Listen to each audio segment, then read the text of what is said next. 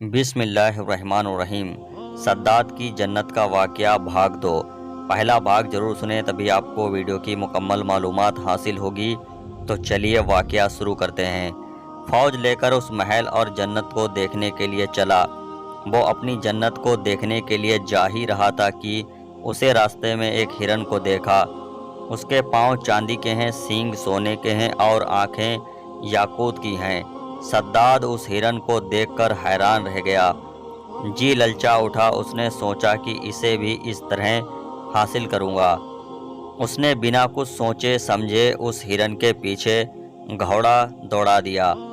ہرن بھاگتا اور سداد نے اپنا گھوڑا اس کے پیچھے پیچھے دوڑایا۔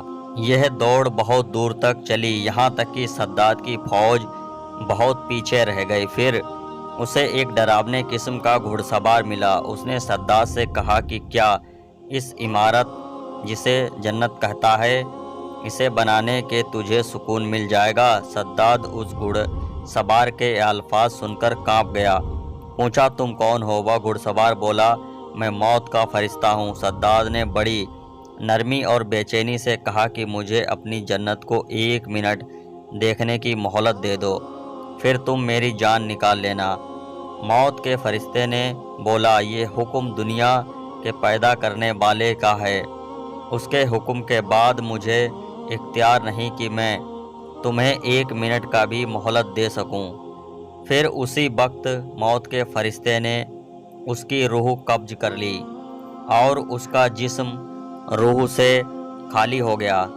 سداد کے مرنے کے بعد وہ عالی شان عمارت اور خوبصورت باغ لوگوں کی نظروں سے غائب ہو گیا۔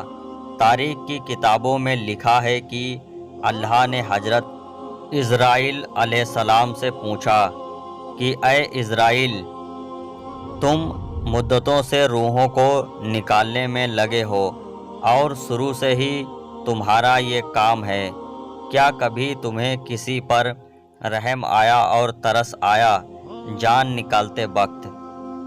کچھ دیا بھی آئی؟ حضرت عزرائیل علیہ السلام نے بولا اے خدا، میں تو سب پر ہی دیا کرتا ہوں۔ اللہ تعالیٰ نے فرمایا کس پر زیادہ ترس تمہیں آیا؟ جب حضرت عزرائیل علیہ السلام نے یہ قصہ سنایا کہ ایک دن ایک ناؤ کو آپ کے حکم کے مطابق میں نے توڑ دیا اور اس کے تختے الگ الگ کر دیے۔ ہوا کا جھونکا آیا، ناؤ ڈوب گئی اور ناؤ والی بجلی کی طرح کچھ ہی دیر میں یہ ختم ہو گئے، مگر ایک عورت جس کے پیٹ میں بچہ تھا، اس کو حکم کے مطابق ناؤ کے تختے کو سہارا بنا کر بچا لیا۔ یہ تختہ فرشتوں نے ایک جزیرے پر پہنچا دیا۔ جس وقت ایک لڑکا اس عورت کے پیٹ سے پیدا ہوا تو ماں بہت پریشان ہوئی۔ اس کا حکم ہوا کہ ماں کی جان بھی نکال لو اور اکیلے اس لڑکے کو اس کے پہلو میں پڑے رہنے دو۔ اس وقت میں رو دیا اور من میں خیال آیا کہ اس بچے کا کیا حال ہوگا، تڑپ کر مرے گا یا جنگلی درندے کے منہ کا لقمہ بنے گا۔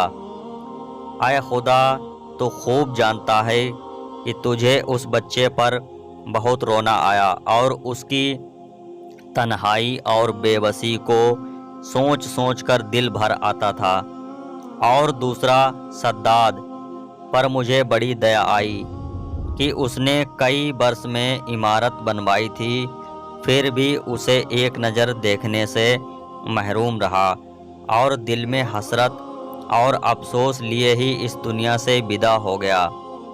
اللہ تعالیٰ نے فرمایا اے عزرائیل، یہ سداد وہی لڑکا ہے جس پر تم نے پہلے ہی ترس کھایا تھا، اور میں نے اس کی ماں کے مرنے کے بعد سورج اور ہوا کو حکم فرمایا تھا کہ یہ تم اپنی گرمی اور سردی سے اسے مت ستاؤ، اور ہوا کو حکم دیا کہ پھولوں کے پتے اڑا کر اس کے لیے فرش بناؤ۔ پھر اس نے دونوں انگوٹھوں سے دودھ اور شہد کی نہریں میں نے بنائیں، کتنی مہربانیوں کے ساتھ میں نے اس کی جان بچائی، اسے دولت دیا، بادشاہ بنایا، دنیا کی ساری نعمتیں اسے دیں، پھر بھی ان نعمتوں کا شکر ادا کرنے کے بجائے خدا ہونے کا دعویٰ کر دیا۔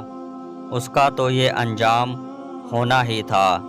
ایسے ہی سچے واقعات کے لیے ہمارے چینل کو سبسکرائب کریں۔ ملتے ہیں اگلے سچے واقعے کے ساتھ، تب تک کے لیے اللہ حافظ۔